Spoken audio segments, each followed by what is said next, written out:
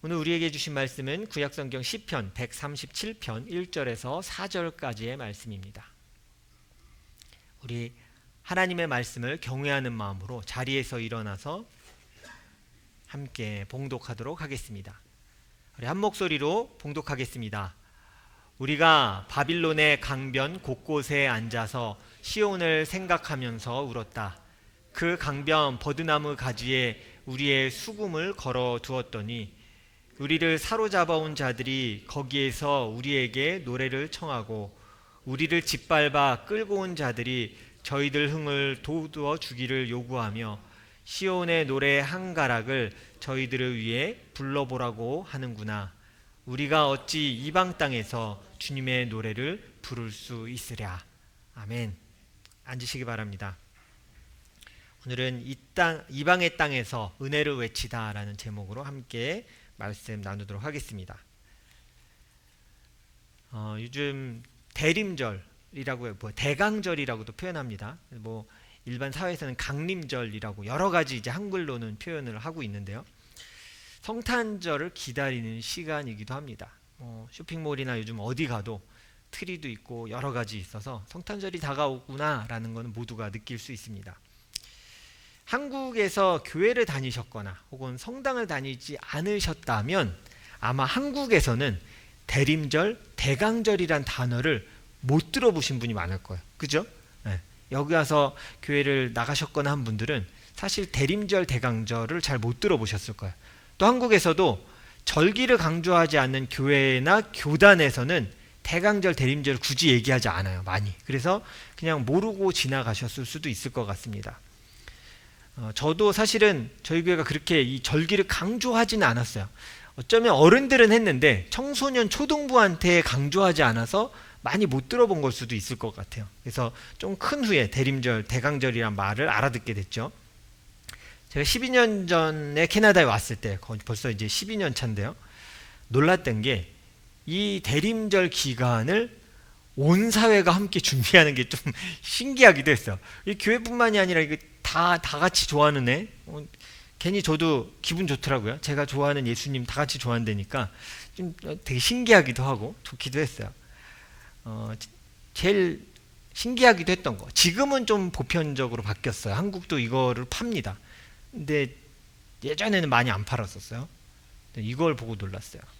애드벤트 캘린더, 초콜릿 빼먹는 거 있잖아요. 애들이 되게 지금도 해보고 싶어요. 우리 청소년도 이거 집에 있었으면 좋겠어요. 하나씩 쭉쭉쭉 빼먹게. 큰일 나요. 당 수치가 높아집니다. 매일 저렇게 아침마다 이렇게 빼먹으면 안 되는데 제가 얼마 전에 봤어요. 코스트코에 저만한 게 나왔더라고요. 하나가 이만해. 초콜릿이 하나씩. 그래서 죽으라고 만들었구나 저 사람들. 저 하루에 이만한 거 초콜릿 하나씩 먹어갖고 저 사람 큰일 나겠네 싶을 만큼 큰 것도 나왔어요. 사실 이 모든 것들이 신앙적인 의미를 담아서 만든 건 아니라는 생각은 듭니다. 그러니까 처음 시작은 아마 신앙적으로 시작했을 거예요. 예수님이 오심을 기다리면서 아이들에게 기쁨을 주기 위해 이렇게 달력을 열어서 작은 걸 하나하나 꺼내다가 제가 예전에 어디 봤죠? 이렇게 주얼리 파는 가게에서도 이 세트를 팔더라고요. 여성분도 갖고 싶으시죠? 매일 열면 새로운 보석이 쏟아지는. 남편들에게 꼭 부탁하시기 바랍니다. 여러 가지 것들이 있어 사람들이 즐겁게 막 열어보면서 기다리고 있어요. 대림절의 영어 표현이 advent입니다. 근데 이 단어의 어원이 사실 있어요. 제가 그걸 좀 찾고 여러분과 오늘 좀 나눠보고자 합니다. 이게 라틴어예요. 라틴이에요. 근데 V 발음이 이 약간 W에 가까운 발음이에요. 라틴어는. 그래서 아드웨니레라는 단어예요. 그러니까 동사로서는 arrive, come 이런 뜻을 갖고 있는 거죠. 그래서 여기에서 이 단어가 우리는 우리도 과거 이런 건 있는데 영어의 완료형 이런 거 있잖아요. 그죠? 미래형. 우리도 미래는 있지만 완료 이런 게 없잖아요. 근데 라틴어엔 완료형이 있어요. 그래서 이 완료형으로서 아드웬이레의 완료형이 adventus야. adventus. 그래서 이거는 아까 arrive였으니까 뭐예요? 완료형이니까 be arrived. become 이런 뜻이야. 완성됐다, 오셨다 라는 뜻으로 쓰는 거예요. 여기서 온 단어가 advent입니다. 그래서 예수님이 오실 것을 기대하는 것도 맞는데요. 정확한 의미를 하자면 오신 예수님을 기억하는 거예요. 오신 예수님을 기뻐하고 함께 기뻐하자라는 의미로 advent라는 단어가 나왔어요. 근데 사실 저도 이 advent라는 표현을 예전에 듣긴 했지만 자세히 안 보다가, 여러분은 advent 하면 제일 먼저 떠오르는 영어 단어 혹시 아세요? 저는 이게 제일 먼저 떠올랐는데, advent 할 때 떠오르는 우리가 잘 아는 영어 단어가 있어요. 월드 뭐 이런 데 가면 많이 써있는 adventure, 그죠? 저는 이 단어가 제일 먼저 떠올랐는데 그냥 비슷한가 보다 그러고 넘기다가 궁금증이 또 돋았잖아요. 설교 준비하다가 나 이걸 찾아야겠어. 어원을 다 뒤져야겠어. 라틴어 어원 막 찾다가 발견했어요. 어원이 같았어요. advent와 adventure의 어원이 같더라고요. 아까 우리가 봤던 그 단어예요. adven일의 부사형인 adventura가 나중에 adventure가 영어에서 된 거예요. 프랑스어로 갔다가 영어로 가면, 우리 이렇게 언어가 이 오리진이 있거든요. 라틴에서 프렌치, 그 다음에 뭐 잉글리시 뭐 이렇게 가는 어원들이 좀 있어요. 그래서 우리가 알고 있는 adventure가 나오게 된 거예요. 그 뜻은 당연히 이거죠.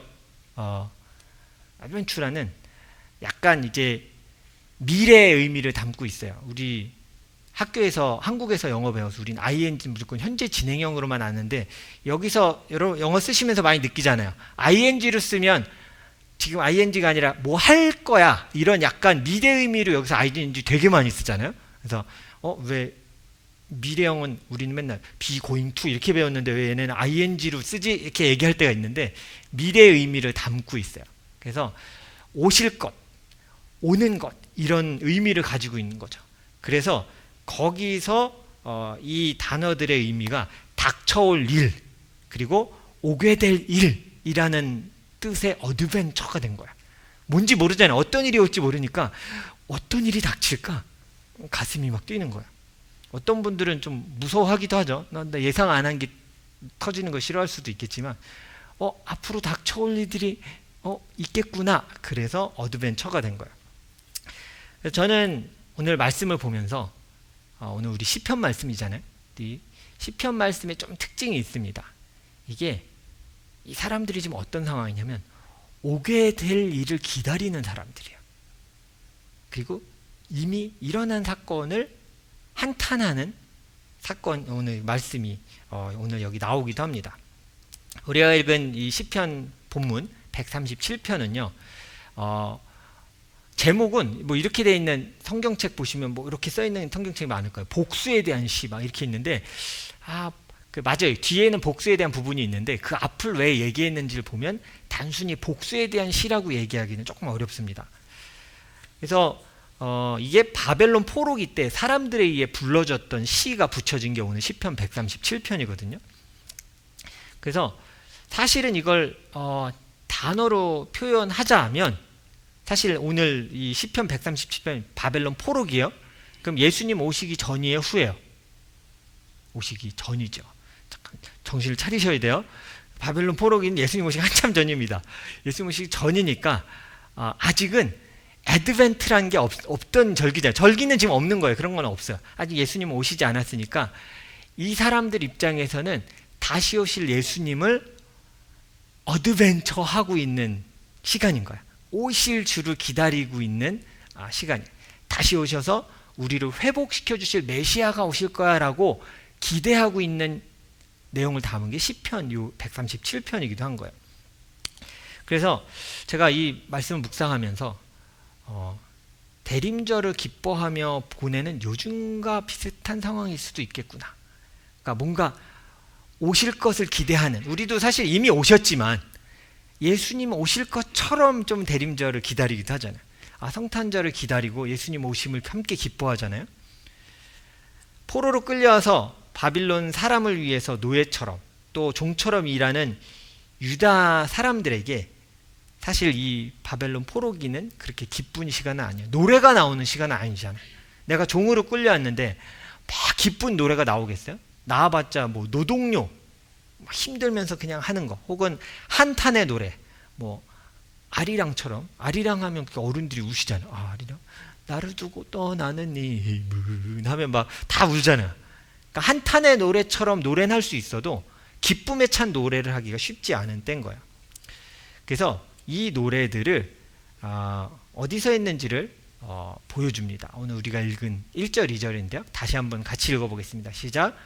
우리가 바빌론의 강변 곳곳에 앉아서 시온을 생각하면서 울었다. 그 강변 버드나무 가지에 우리의 수금을 걸어 두었더니. 바빌론 주변에는 여러분이 잘 알고 있는 큰 강, 우리가 세계사 시간에 배우잖아요. 고대 문명의 발상지 유프라데스, 티그리스 막 배우는 그 강이 바빌론 주변에 있어요. 이게 유프라데스, 우리가 많이 배웠던 이 티그리스 강, 우리가 알고 있는 바빌론, 그러니까 이 주변 지역이에요.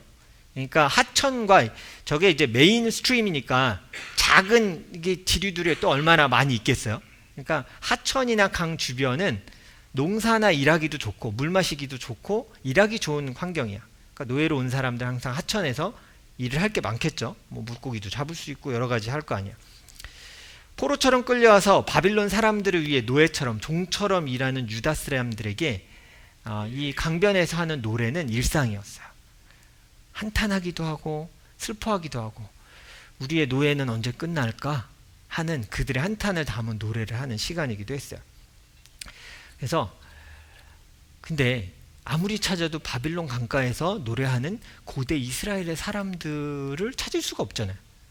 그때 문득 AI에게 부탁을 해야겠다. AI야. 그래서 막 자세하게 썼어요. 나는 어떤 사진이 하나 갖고 싶어.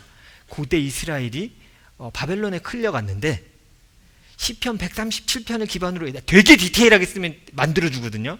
기대되시죠? 지금 보여드릴 건데 막 썼어요. 몇 줄 썼는지 몰라. 계속 짜증날 만큼 디테일하게 썼어요. 그래서 그걸 기반으로 나 그림 하나 만들어줄 수 있어? 이런 시대예요. 만들어줬어요. 야, 내가 생각했던 그림. 저는 그림을 잘 못 그립니다. 그래서 어떨 때는 설교 그림 하고 싶을 때 나 진짜 잘 그렸으면 좋겠다 할 때가 있었거든요. 특히 이제 주일학교 전도사 할 때는 나 그림 진짜 잘 그렸으면 좋겠다, 막 예쁘게 그렸으면 좋겠는데 못 그려서 안타까웠는데 이제 그럴 필요가 없어요. 노예들이 자신이 있었던 땅에 대한 그리움을 담아 노래하는 거예요. 이게 시편 137편의 노래예요. 시온의 땅아, 내가 기뻐하는 것을 기뻐하는 것보다 너를 더 기뻐하지 않는다면 내 팔을 잘라버려야 돼. 과격하게 막 이렇게 노래를 하기 시작해요. 포로로 끌려온 사람들 일하기에 이렇게 왔겠죠. 강변에서 이렇게 노래를 합니다. 누가 이들을 데리고 와서 일을 시킬까요? 바벨론 사람이겠죠. 근데 옛날이나 오늘이나 똑같았던 것 같아요. 되게 심심하면 사람들이 꼭 뭘 시켜요. 뭘 시켜요? 한국 사람들 심심하면 조금이라도 올라가 있는 무대 같은 거 보이면 뭐 시켜요? 노래해봐라. 저 어릴 때 이게 너무 싫었어요. 어른들이 맨날 재중아 노래해봐라. 그래서 뭘 해요? 그래서 그게 되게 기억이 남아요. 나 뭘 노래했는지 아직도 기억이 나요. 주산학원 다닐 때 1원이요 2원이요 막 이렇게 하는데 재중이 나와봐. 그랬더니 왜요? 그랬더니 나한테 노래 한 곡 해라. 내가 얼마나 수줍이만 아는데 20 몇 명이 다 앉아있고 나를 보고 있는데 노래하래요. 빨리 하래요. 못한다. 안 하면 시작 안 하겠다. 선생님이 되게 무섭게 생겼어요. 하라. 제가 뭐 불렀게요? 아직도 기억나요. 아랫집 윗집 사이에 울타리는 없지만 그 노래 아세요?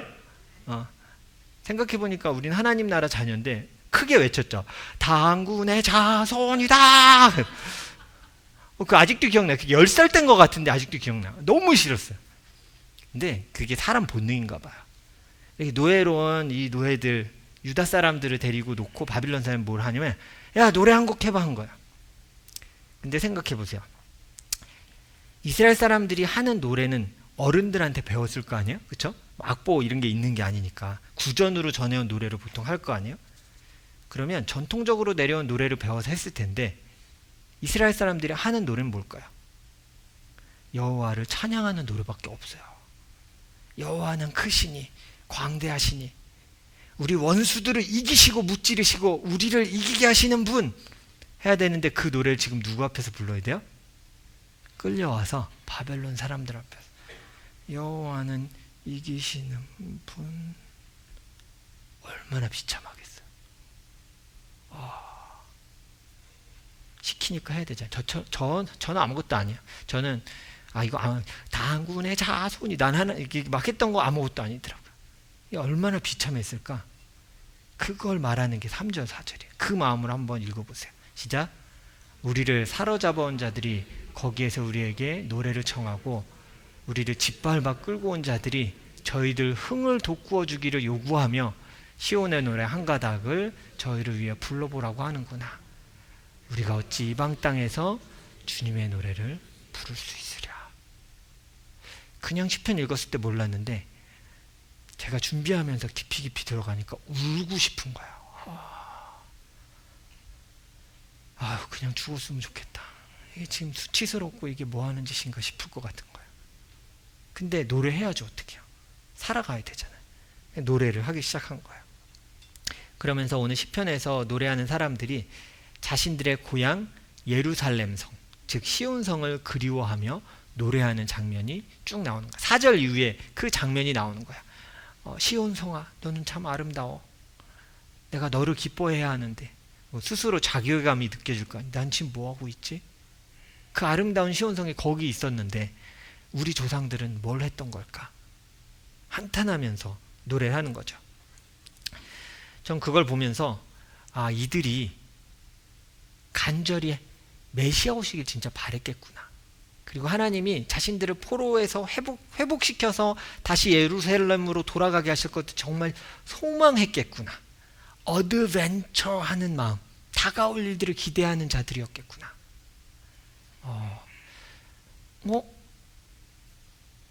대림절을 지내는 우리가 가져야 하는 마음이구나. 예수 그리스도가 이 땅에 오심을 기대하며 살아가야 하고 오셨음을 기대하며 살아가야 하는데 어쩌면 그냥 강가에 소망을 다 잃은 노예처럼 땅 긁으면서 여호와는 크시니 도움이 되실지도 모르겠습니다. 우리 하나님 앞에 노예의 노래를 부르고 있으면 어떡하지? 자칫하면 그렇게 될 수 있겠구나. 이 땅에 오셔서 우리를 구원하신 예수 그리스도에 대해 올바로 우리가 보지 못한다면 노예들이 불렀던 노동요 같은 찬양을 그저 노동요에 그치지 않는 노래를 하나님 앞에 드리며 살아갈 수 있겠구나. 아무런 삶의 감흥도 없이 지겨워 하면서 하나님의 찬양을 입술에 담고도 살아갈 수 있겠구나. 좀 무서웠어요. 그리고 타국 땅에 살아가고 있다는 게 너무 비슷한 거예요.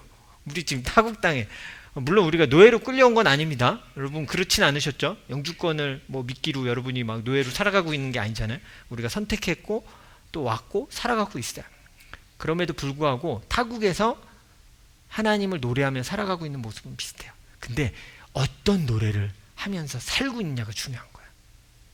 노예의 노동요를 부르고 살아갈 것인가, 아니면 예수님께서 다시 오실 것이고 주실 것을 기대하며 어드벤처의 삶을 살아갈 것인가를 고민하며 우리는 살아가야 돼요. 그래서 대림절에 해야 될 것들을 제가 오늘 설교하면서 세 가지를 함께 좀 나누고자 합니다. 첫째는 읽어보겠습니다. 시작. 나는 예수가 필요한 죄인임을 인정하라. 나는 죄인인데 어떤 죄인이냐면 예수님이 필요한 죄인이에요. 이걸 우리가 대림절에 인정해야 돼요. 예수님 오신 게 왜 좋아요? 예수님, 아기 예수님 귀여워서? 애기들은 주일학교 그런 얘기 하거든요. 여러분 성탄절이 왜 좋아요? 예수님 왜 좋아요? 그러면 귀여워요. 여기 구유에 이렇게 쬐끔하잖아요. 얼마나 귀여워요. 예수님 예뻐요. 귀여워요. 근데 우리는 생각해야 되잖아요. 난 예수님이 필요한 죄인임을 대림절에 제일 먼저 고백해야 돼요. 그들이 그 땅에서 무엇을 고백했을까요? 노예로 노동하면서 바빌론 땅에서 뭘 고백했을까요? 우리가 가나안 그 광야 시대를 거쳐 우리 조상들이 어려운 시대에 우리를 구원해 주시고 하나님 되어 주셨던 하나님을 잊었구나. 그리고 풍요로운 가나안 땅을 주셨는데 그 풍요함을 누리면서 하나님을 잊었구나. 풍요함 가운데 주를 은혜를 알지 못했던 죄인이었어요. 그걸 바벨론에서 깨달은 거예요. 그때는 그 노래의 소중함을 몰랐던 거예요. 여호와는 광대하시며 높으시다. 그냥 막 했는데 다 잃고 나서 흙 파면서 물고기 잡으면서 노예로 살면서 노래를 부르니 알겠는 거예요. 얼마나 광대한 하나님이신지, 얼마나 은혜가 많으신 하나님인지 깨닫게 된 거예요. 눈물을 흘려도 소용이 없어요. 끝났어요. 우리의 죄 때문에. 그때서야 고백한 거야. 풍성한 가운데 주의 은혜를 알지 못했습니다. 풍요함 가운데 주를 찾지 않았습니다. 그 강가에 있었던 사람들이 다시금 외쳐야만 했던 기도였어요. 하나님, 우린 죄인입니다. 부정할 수 없는 죄인입니다. 대림절을 우리 보내면서 많은 사람들이 그냥 기뻐하거든요. 와, 기뻐합니다. 근데 전제가 있어요. 우리는 예수가 필요한 죄인입니다. 우리가 이걸 인정하지 않고 대림절을 기다리면 가장 중요한 거 다 빼고 그냥 이 세상 사람들처럼 달콤한 초콜릿 빼먹는 거에 기뻐하는 사람하고 다를 바가 없어요. 우린 기억해야 돼요. 난 예수가 필요한 죄인이었습니다. 그럼 두 번째는 뭘 기억해야 될까요? 읽어보겠습니다. 시작. 주가 나를 위해 이 땅에 오셨음을 기억하라. 이제 좀 우리가 메리 크리스마스 이렇게 얘기하기도 참 어려운 시대에 살아가고 있잖아요. 새벽 기도회 때도 얘기했지만 해피 할러데이 해야 되는 이 시대를 우리가 살아가고 있지만 그러다 보니까 예수님이 오신 것을 그냥 신화처럼 여겨요. 나랑 상관없고 그냥 교회가 기뻐하는 거, 교회가 기뻐하는 거, 나를 위해 이 땅에 오셨다는 생각을 하지 않고 교회 행사, 교회 이벤트, 우리 애들 발표 서는 거 재밌겠다. 우리 재밌으려고 그거 만드는 거 아닙니다. 우리 학부모님들도 아셔야 돼. 재밌으려고 여기 그 옛날 재롱잔치 하려고 여기 막 하는 게 아니에요. 우리를 위해 생명을 내주신 예수님을 기억하고 기뻐하자요. 대림절에 우리가 해야 될 거 두 번째 건 주가 나를 위해 이 땅에 오셨음을 기억하는 거예요. 이 대림절을 잘 보내기 위해 여러분 이거 하셔야 돼요. 내가 예수가 필요한 죄인임을. 두 번째, 주가 나를 위해 이 땅에 오셨음을 다른히 생각하지 마세요. 나를 위해 오셨음에 감사합니다. 여러분 그 기도 요즘 하고 계세요. 나를 위해 이 땅에 오셨음에 감사합니다. 대림절에 회복해야 될 첫 번째 기도 제목이에요. 나를 위해 이 땅에 오셨음에 감사합니다. 그것에 감격하지 못하고 감동하지 못하고 감사하지 못한다면 우리는 메말라버린 대림절을 보내고 있는 거예요. 세 번째인데요. 강가에서 노래하던 그 사람들의 바람이 담긴 거기도 해요. 주가 다시 오실 것을 기대하셔야 돼요. 그 바벨론 노예로 끌려갔던 사람들이 강가에서 노래 부르면서 처참하게 노래 부르면서 뭘 기대했을 것 같아요? 하나님, 우리를 잊지 마시고 회복시켜 주십시오. 그죠? 가장 처참한 상황이었지만 그들에게 회복을 노래하는 그 노래가 있었어요. 그래서 사실은 신학자들이 그 얘기들 하더라고요. 제가 자료를 찾다가 강가는 노예들에게 주인의 눈치를 보지 않고 모임을 하고 노래할 수 있는 공간이기도 했대요. 맞아, 생각해보니까 항상 일하는 자리잖아요. 그럼 주인들이 그 자리 옆에 항상 있지 않으니까 주인이 벗어나면 뭐 할 수 있어요? 그들 앞에서 할 수 없었던 하나님의 찬양을 할 수 있는 자리가 아마 되었을 거다. 예배 공간은 없지만 그들의 일터에서 눈물로 하나님을 다시 찬양하는 것들이 아마 있었을 것이다. 강가마다. 여러분 이렇게 모여서 우리가 예배 드릴 수 있는 게 얼마나 감사합니까? 함께 하나님을 예배할 수 있는 게 얼마나 감사합니까? 그래서 이들이 기대했던 것도 회복이었어요. 그럼 우리도 마찬가지예요. 우리 대림절에 해야 될 건 성탄절을 기다리고 있지만 이미 오신 것을 우린 믿는 사람이죠. 애드벤트를 믿는 사람이잖아요. 그죠? 그럼 이제 우리가 해야 될 건 다시 오실 예수 그리스도를 기대하며 살아가는 거예요. 다시 오셔서 이 하나님의 나라가 완성될 것을 기대하며 살아가는 것, 그것이 이 대림절에 우리가 해야 될 세 번째 믿음의 고백입니다. 그래서 오늘 설교를 마치면서 저는 이렇게 말하고 싶습니다. 영어 잘하지 못합니다, 여러분. 근데 그냥 썼어요. 애드벤트는 아까 라틴어 어원으로는 완료, complete 타입이라고 그랬잖아요. 예수님이 이 땅에 오셨음을 믿고, 애드벤트를 믿고, 어드벤처 어디서 왔다고요? 앞으로 올 것, 다시 오실 예수 그리스도, 내 삶에서 하나님이 회복시켜 주실 것들을 기대하는 그 어드벤처의 마음으로 우리가 이 땅을 다시 살아가는 게 필요합니다. 여호와 하나님을 마음껏 노래할 수 없는 상황이 됐던 이 포로들의 상황이 자신들과 자신들의 조상들이 하나님을 떠났기 때문이란 것을 이들은 알고 있었어요. 죄를 기억했고요. 그러면서 하나님을 찬양하지 못한 상황에서 살아갔어요.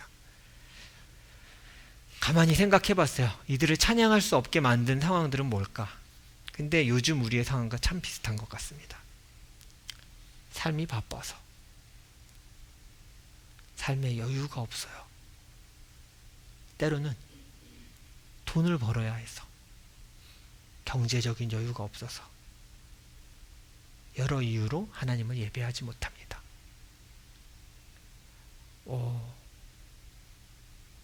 제가 고백하게 됐어.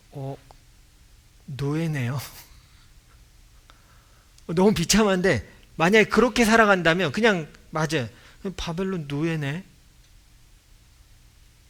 삶이 바빠서, 여유가 없어서, 경제적인 여유가 없어, 돈이 없어서, 뭐가 없어서 난 예배할 수 없어, 찬양할 수 없어.